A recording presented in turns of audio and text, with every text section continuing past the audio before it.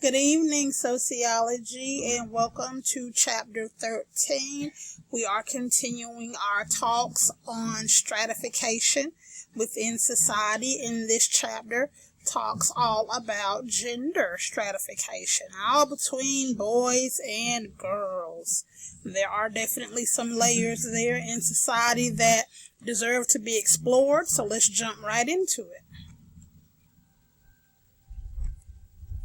Just like we are stratified as it relates to social class, we are also stratified when it comes to gender. Gender refers to the personal traits and social positions that members of society attach to being female or male. Now, remember back in chapter 8 where we talked about sex being biologically.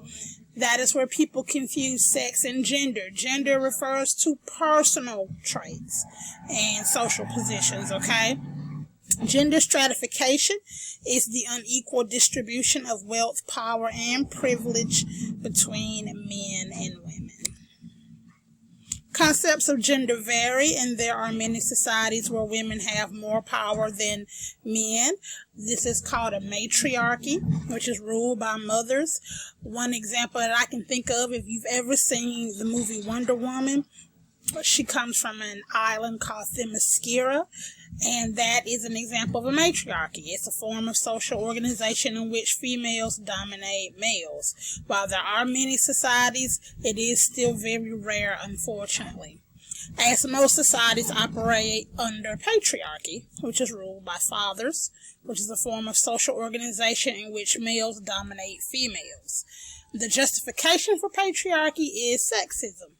The belief that one sex is superior to another. And historically, we can trace this thing all the way back to Jamestown with the first pilgrimage, that men were afforded the opportunities to essentially believe that they were superior to women. And that is where sexism, derived from. So it's very archaic. The reality of gender stratification can be seen in just about every aspect of our everyday lives.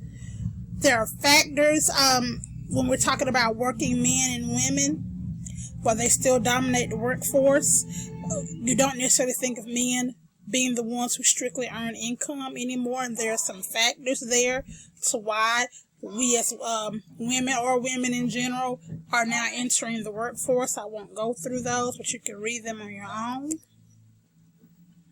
There's a couple of other things that they're talking about here. One of the main things to think of is that women mainly hold pink-collar jobs even today. Pink-collar jobs are clerical work, administrative work, those sort of things. Even the name itself, pink collar, is somewhat demeaning, right, ladies? While men dominate most other job categories. And it's still today, with the gender wage gap, women still only earn 77% as much as men. Now let's read a little bit about gender stratification in family life. Stop right here with gender and education. We are cleaning up in this category, ladies. Ironically enough, a century ago, college was only appropriate for well-to-do men. Now, as women, we earn 59% of all associates and bachelor's degrees, and women are also earning more in the graduate fields, including law and medical school. So we are doing very, very well in this respect. With education, we're also making some strides in politics, as well as the military. And we want to talk about violence against women and men. Violence against women and men is a widespread problem linked to how society defines gender. We know a lot about sexual harassment and pornography. These are things that you can read about on your own. Here are our theories of gender. Of course, structural functional theory views it as functional. It says that gender stratification serves as a means to organize society and social life. Talcott Parsons believed that gender stratification provided complementary roles that benefited families and society as a whole. Now, you saw that in your lab this week where you took on the different songs and you related back to what you've learned about in this particular chapter. And a lot of you spoke towards Talcott's ideas that men or boys are being taught by society to be rational, self-assured, and competitive. These are instrumental qualities. Girls are being taught to lead the household and raise children. These are expressive qualities.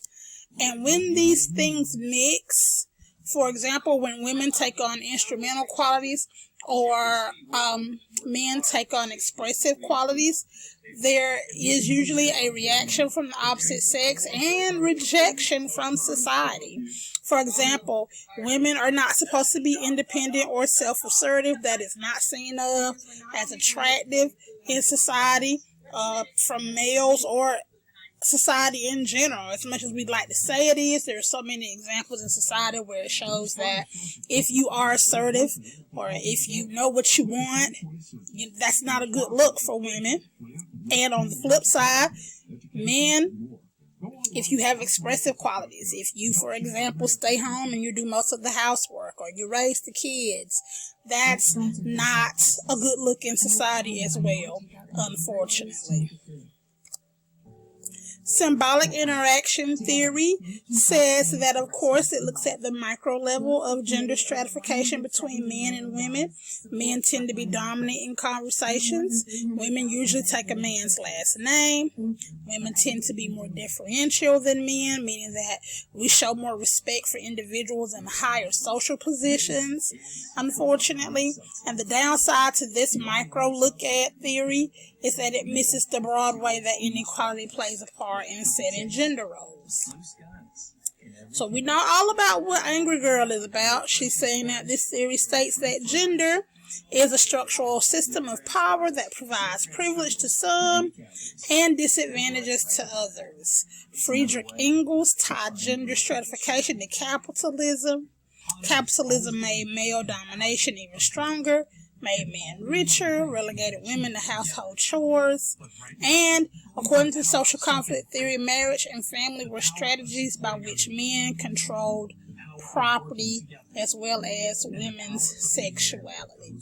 Okay, so that's a very brief overview of this chapter. I wanted to make sure that I present it for this tonight. I am going to post these so that you can look at them and hopefully gain some points for tomorrow. If you have any questions, please let me know. Please be reminded that you will have quiz 3 tomorrow, and your third AB will be due by next Sunday, a week from now. Okay? Have a good night.